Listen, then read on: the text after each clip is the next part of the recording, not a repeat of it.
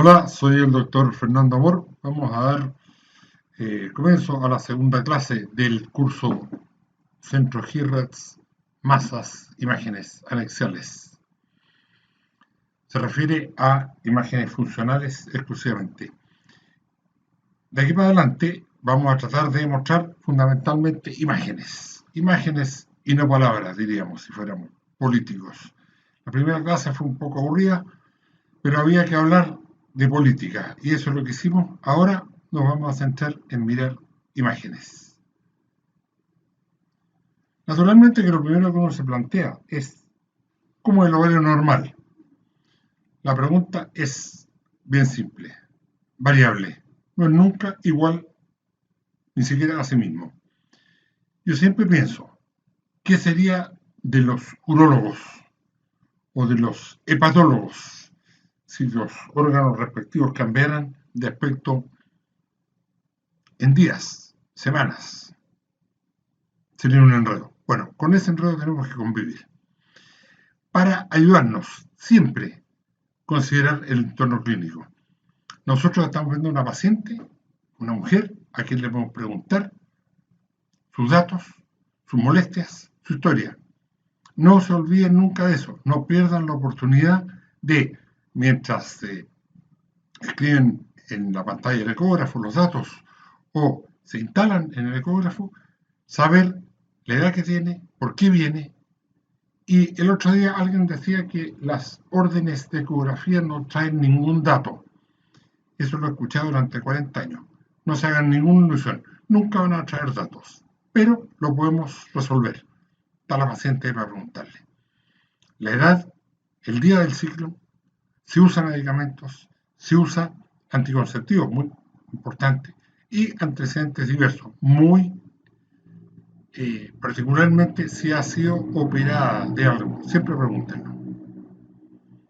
Aquí ustedes ven ovarios normales, ubicados a lateral del útero, del cuerpo uterino, sobre las arterias ilíacas internas. Ahí, un endometrio secretor, el ovario izquierdo, los vasos ilíacos, el longitudinal, transversal.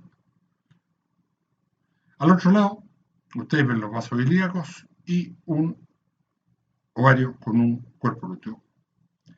Y esos son la ubicación de los ovarios en la fosa ilíaca. Ovarios normales con algunos folículos, pero empezamos con los cambios.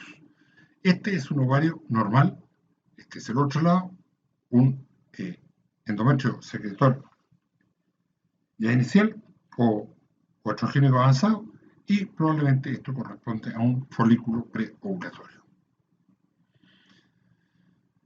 Esta mujer usa anticonceptivos orales más de 30 años y fíjense lo que pasa. Cuesta muchísimo ver los ovarios. Ahí están los vasos ilíacos y este es el derecho, que siempre está naturalmente a la derecha del útero. Este es el izquierdo, que obvio, a la izquierda del útero. Pero fíjense que siempre se van a encontrar con este ovario al lado y este lo van a encontrar pasadito el cuerno uterino hacia arriba, ahí. Cuando no lo encuentran, ubiquen el cuerno uterino y se van para abajo. Y ahí va a aparecer el ovario muy chiquitito por 30 años de uso de anticonceptivos orales. Ovarios normales, una mujer de 44 años, también sin folículos. Y la misma situación, el ovario derecho, el ovario izquierdo, con el cuerno del útero un poquito más allá. Esta mujer tiene 40 años, fue sometida a radio y quimioterapia por SEA de mama, y ustedes ven un ovario muy pequeño aquí y de 1,3, que cuesta un poquito ubicarlo. Ese folículo, si es que un folículo nos ayuda, y aquí no vemos nada. No puedo encontrar el ovario, el intestino a la izquierda. Es más frecuente no encontrar el izquierdo precisamente porque hay más intestino. En ese caso, a mí me parece que lo que corresponde es decir ovario no identificable. Ovarios posmenopáusicos, siempre existe esta imagen, y esto les puede ayudar, que hay un reborde oscurito alrededor de una masa que no tiene prácticamente líquido y que es el ovario. Respecto a lo que decíamos antes, no encontrar un ovario existente es frecuente. Si siempre encuentran los ovarios, por lo menos en mi opinión, están inventando muchos ovarios, especialmente en la mujer posmenopáusica y que no tiene patología. Lo que no debe ocurrir es encontrar un ovario que no existe. Más allá de la broma de que uno está haciendo una ecografía y dicte el ovario con entusiasmo y que la señora le diga, doctor, no tengo el ovario izquierdo. Y uno se ríe, la señora se ríe, a veces a la paciente le queda la duda de si lo que se encontró es patológico o no. Y ahí créanme que estamos metidos en un problema. Así que es mejor que que digan que no se vio el ovario a que encuentren uno que no está. Pero eso también tiene arreglo. Siempre pregunten por la cirugía ginecológica previa y todo tipo de antecedentes. Como hemos dicho antes, somos ginecólogos. No vemos placas. Vemos pacientes y a la paciente le acomoda que le pregunten y a uno le sirve saber. Empezamos con las cosas diferentes. Ovarios de aspecto poliquístico. Y la semántica del título de la diapositiva no es una casualidad. Nosotros hablamos de aspecto poliquístico de los ovarios. En ecografía solo nos referimos al aspecto de los ovarios. Este es solo uno de los parámetros que permiten hacer el diagnóstico de síndrome de ovario poliquístico. Entonces, tengan siempre presente que una cosa es el aspecto de los ovarios, que es lo que nosotros podemos informar, y otra cosa es el síndrome de ovario poliquístico. Aquí ustedes ven que hay un ovario poliquístico, de aspecto poliquístico, perdón, ya me equivoqué, y yo no puedo, no debiera hablar de síndrome de ovario poliquístico, que es un diagnóstico mucho más amplio y por lo mismo no corresponde plantearlo. Es un tema bastante largo y lo que vamos a hacer es que lo vamos a dar por sabido. No, lo vamos a dejar para después.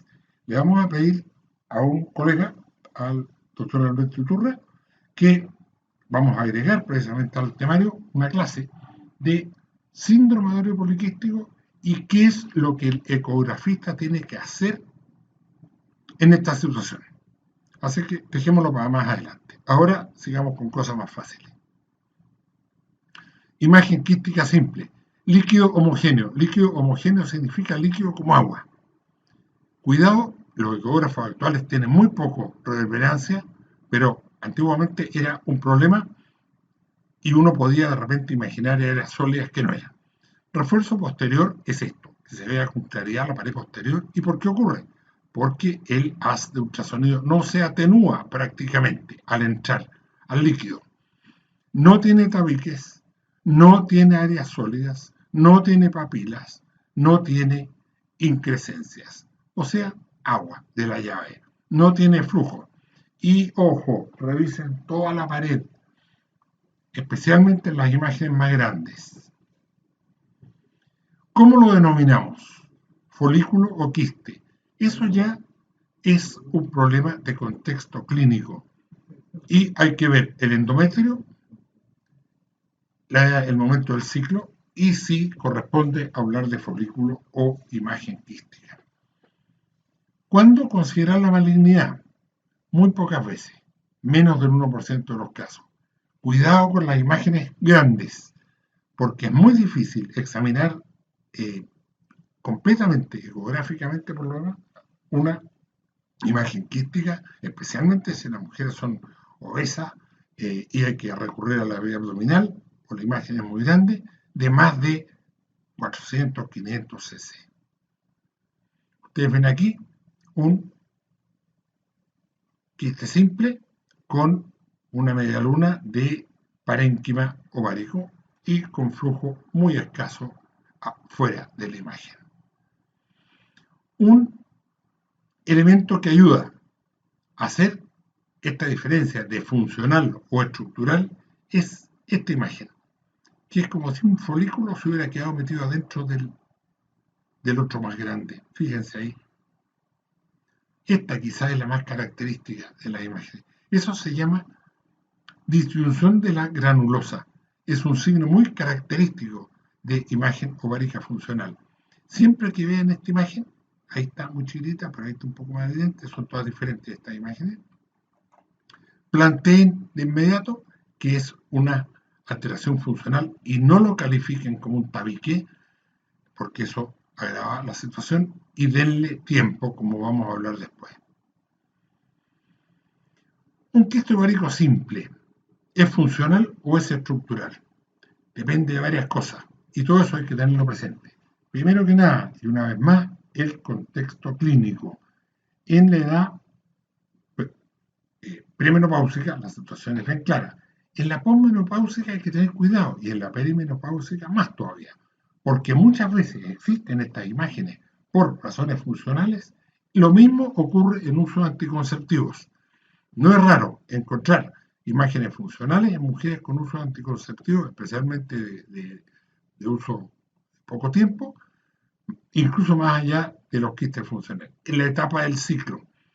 Y claro, cuando es la primera etapa, en el día 13, 14, tiene un endometrio estrogénico avanzado, ustedes dicen esto es un folículo preovulatorio.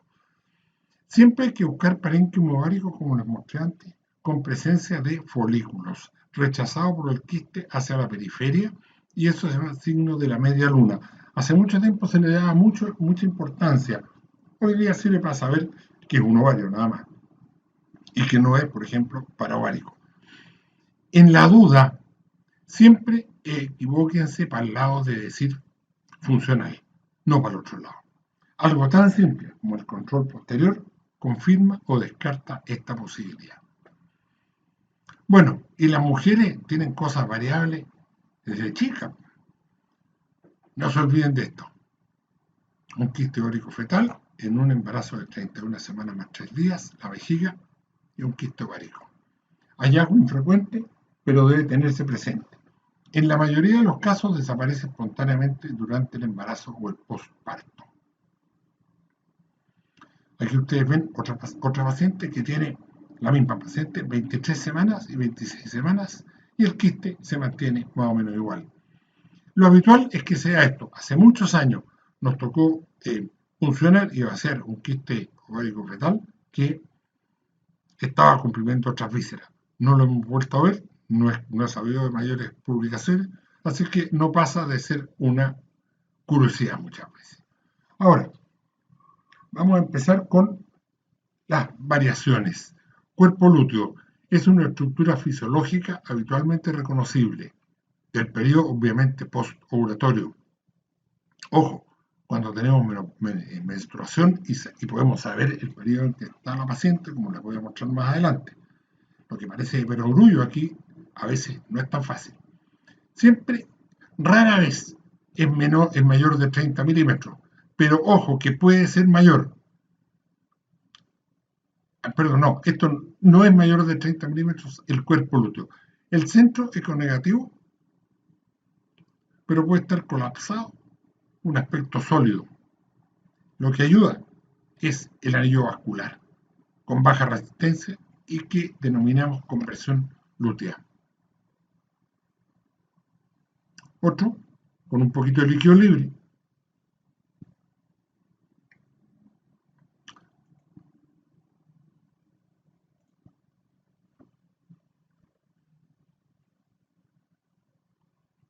$42, menopausia precoz hace 9 meses, masa anexial, líquido libre. Ahí lo vieron, el líquido libre. Pero, curiosamente, a pesar de la menopausia precoz, esta señora, se fijaron, tenía un endometrio secretorio y un mioma submucoso. Y aquí la masa que se diagnosticó como masa anexial y líquido libre es un cuerpo lúteo absolutamente normal con su anillo vascular alrededor. O sea, esta mujer estaba ovulando, nada más.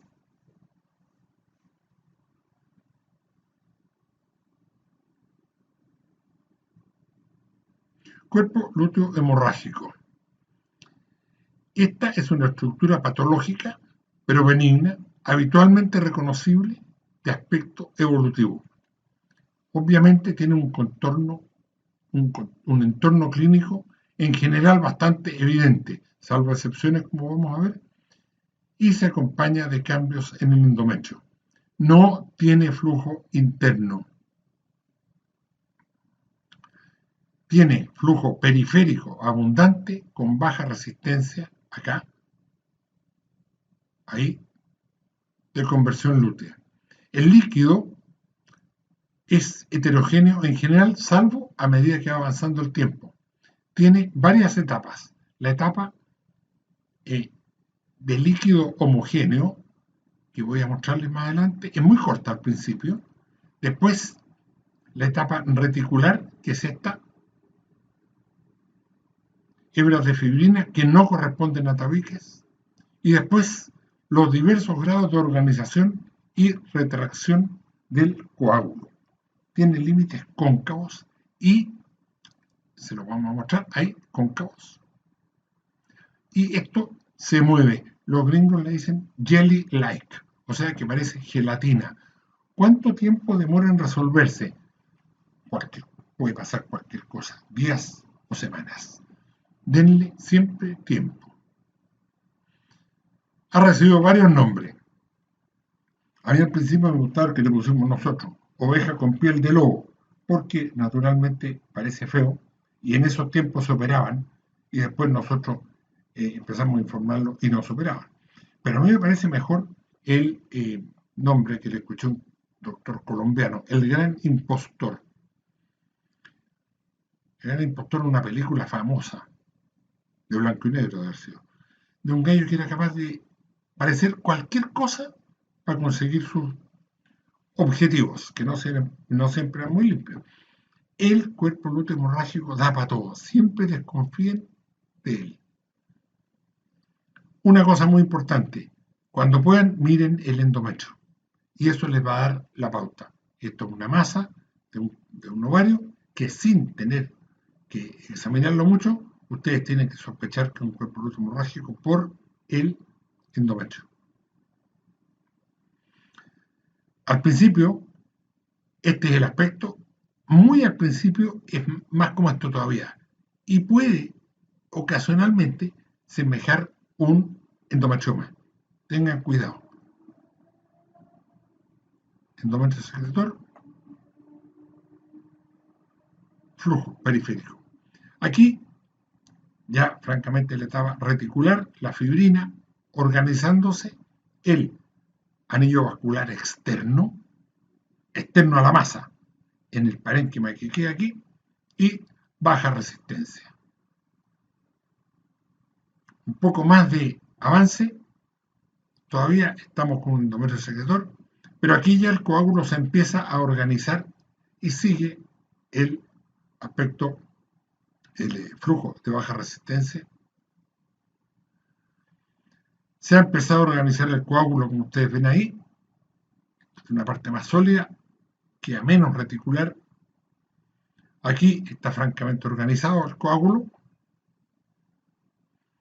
Y aquí estamos en la etapa más peligrosa, porque ustedes podrían decir aquí, esto es una masa grandecita con una extensa área sólida, que naturalmente, como vamos a ver más adelante, es el más malo de los signos. Pero fíjense lo que pasó aquí. No apareció flujo en la masa. Y el flujo externo es de alta resistencia porque ya no están los cambios hormonales. Esto avanza y llegamos a esta etapa de retracción del coágulo muy pequeño, todavía con conversión lútea, y esta es la etapa más peligrosa del cuerpo lúteo hemorrágico, cuando uno puede pensar que esto en realidad es un tumor que tiene área sólida, excrescencia, papila, como le quieran llamar, y que además, para hacernos las cosas un poquito más difíciles, tiene una conversión lútea que aquí ustedes ven 0,42, el IR. El límite, como vamos a ver más adelante, para empezar a pensar en malignidad es 0,5. O sea, aquí uno podría caer y decir masa con riesgo de malignidad. Uno con el cuerpo lúteo hemorrágico puede encontrar cualquier cosa. Esto es un cuerpo lúteo hemorrágico doble. Esto es una ecografía muy antigua, pero le tenemos mucho cariño porque estábamos, parece, aprendiendo a hacer ecografías transvaginales. Y ustedes ven la diferencia que hacía en la vía transabdominal y la transrectal. De ahí que dijimos durante mucho tiempo, no solo por esto, naturalmente, en ese tiempo decíamos que solo hay que creerle a la ecografía transvaginal, porque es más precisa. En las imágenes grandes y muchas veces en la duda, hemos aprendido que la vía transabdominal resuelve los problemas ocasionalmente. 50 años, masa anexial, líquido libre, vieron el endometrio secretor, tiene un mioma la señora ahí, tiene el líquido libre y tiene un cuerpo lúteo en etapa reticular, claramente, sin flujo en el interior.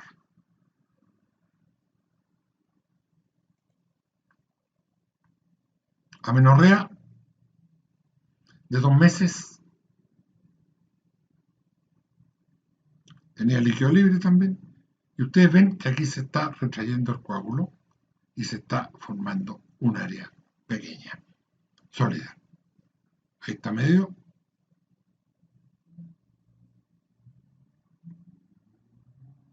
Una amenorrea de 2 meses claramente puede evolucionar con un cuerpo lúteo tardío. Y ahí ustedes ven los cambios vasculares periféricos, como corresponde.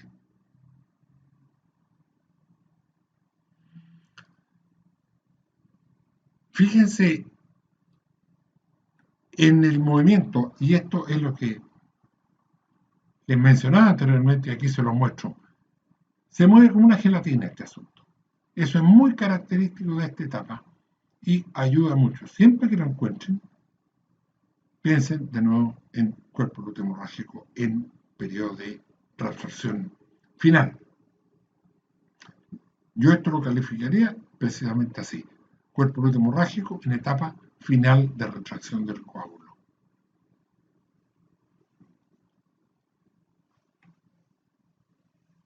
Y esto también. Y esperaría y le daría la posibilidad. Es demasiado redondito, ordenadito el ovario, eso se mueve, poco pero se mueve, y además no tiene flujo.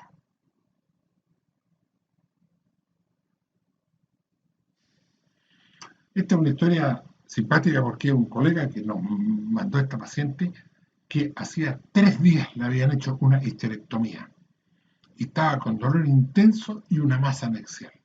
Entonces la señora estaba como un quique, el acompañante, el marido, estaba muy enojado y la señora había tenido la mala pata, bueno, el colega había tenido la mala pata, mejor dicho, que la señora había tenido el cuerpo hemorrágico después o durante la histerectomía.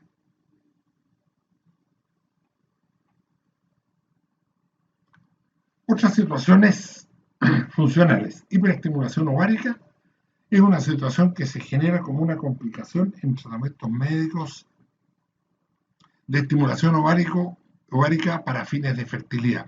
En estos casos, el diagnóstico es bastante evidente, el antecedente, así que no hay que pensar mucho.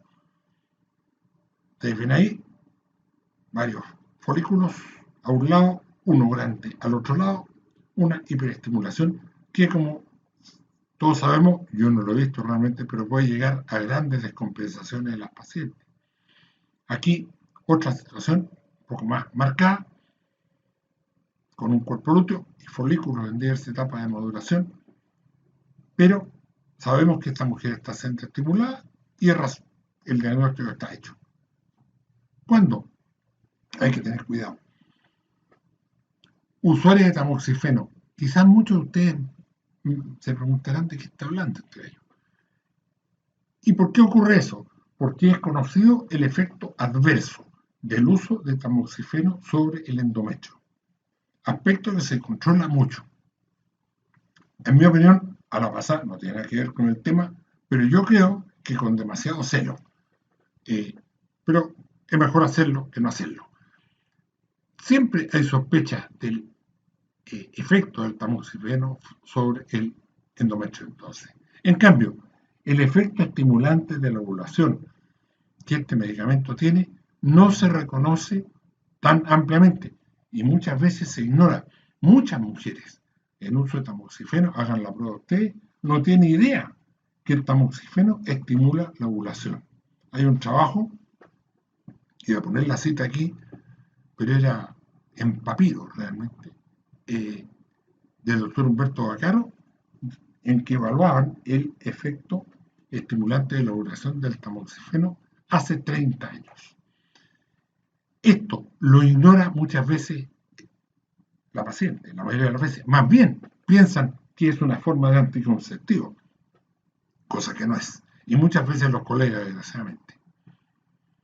Esto, naturalmente, puede traer complicaciones en pacientes con cáncer de mama y tratamiento con tamoxifeno, porque en la mayoría de los casos no desean fertilidad, o por lo menos no en ese momento.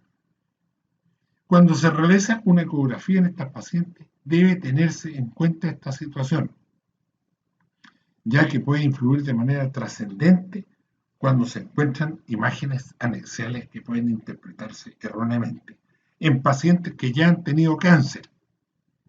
Y obviamente que están con una sensibilidad a la palabra masa, ¿para qué decir a la palabra tumor? Y olvídense de hablar de cáncer de nuevo y de otra parte.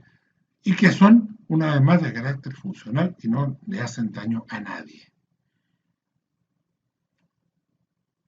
Este es un cáncer de mama tratado, usuaria de tamoxifeno, que venía con diagnóstico de patología tumoral anexial, pálida la señora, y era una hiperestimulación ovárica, bastante discreta por lo demás, pero en ese ambiente era como echarle parafina al fuego. En cambio, venía esta curiosidad, usuaria de tamoxifeno con diagnóstico de patología anexial, el ovario, el endometrio, secretor y masas anexiales. ¿Qué es eso? Cuerpo lúteos hemorrágicos en diversas etapas de evolución. El 9 de marzo al 9 de mayo, ovarios normales. No hay nada más feliz que una mujer que viene a ver al ginecólogo con una masa, con un tumor, con una cuestión, y uno le puede decir, señora, quédese tranquila, ahí se va a la casa, esta cuestión se va a quitar sola. Y eso es lo que pasa habitualmente con el cuerpo lúteo en todos los casos, pero en estos es naturalmente de mucho mayor impacto. Hiperreactio luteinalis. No sé por qué el nombre es tan raro, pero en todas partes está así, así que lo pusimos así. Es una entidad infrecuente, en la cual hay un aumento de volumen multiquístico, o sea, varios quistes, benigno en los ovarios durante un embarazo normal, no un embarazo estimulado. Es una condición benigna, inocua, que no requiere tratamiento y que no sabemos por qué ocurre. El problema es que si no se tiene presente, se puede considerar patológica, incluso neoplásica, y llegar eventualmente a una cirugía sin necesidad. Ustedes ven aquí un embrión de 6 milímetros y un endometrio, un ovario normal y el otro ovario con esta masa. Si les queda duda o piensan que estoy exagerando, miren cómo se puso después. A los 6 centímetros del embrión. Después desapareció sola. Hiperreacto luteinalis, ténganlo presente. Recomendaciones finales. La mayoría de las imágenes que vemos en anexo son imágenes funcionales. Esto es más frecuente en el nivel primario o en la población general que consulta por alguna molestia. Además, en este grupo que consulta por alguna molestia en servicios de urgencia, lo habitual es que se le haga un TAC para empezar a conversar. Donde le duele a la paciente, TAC. Y que en el TAC aparezca un tumor. Y ahí empezamos con los problemas. O que se han hecho un examen por patología abdominal, dolores de diversa índole, y aparece una masa, o por un control rutinario. En todos estos grupos, lo más frecuente es que lo que ustedes encuentren es funcional. Si le dicen a todas que son funcionales sin hacer la ecografía, le van a gustar a la mayoría. Téngalo presente, particularmente en la mujer en edad fértil, pero también téngalo presente en la perimenopausia. En general, creo que se debe plantear el origen funcional siempre que parezca probable o razonable hacerlo, aunque no sea evidente, porque la solución es muy simple: repetir el examen y aclarar el diagnóstico. Cuando una paciente nos va a ver, sale con su examen y sale, como les decía en la exposición anterior, con este papelito, que le sirve mucho a la paciente para su tranquilidad y no pocas veces a los colegas. Y fíjense esto que está aquí en negrillas, por eso lo puse. La etiología funcional de una lesión anexial se confirma con la resolución de esta en exámenes posteriores. Siempre insístanle a los colegas, controle esto para asegurarnos que es funcional, porque a veces se encuentra uno con sorpresa. Los contactos que tenemos para los que nos quieran contar sus experiencias, hacer preguntas, los vamos a mantener siempre en la última diapositiva de todas las presentaciones, porque lo que queremos es conformar una especie de comunidad de gente que participe, que se comparta las experiencias. Todos aprendemos de todo, unos sabemos un poco más, tenemos más experiencia, pero a veces uno aprende de la gente que tiene más experiencia. Así que por favor, contáctense con nosotros. Muchas gracias.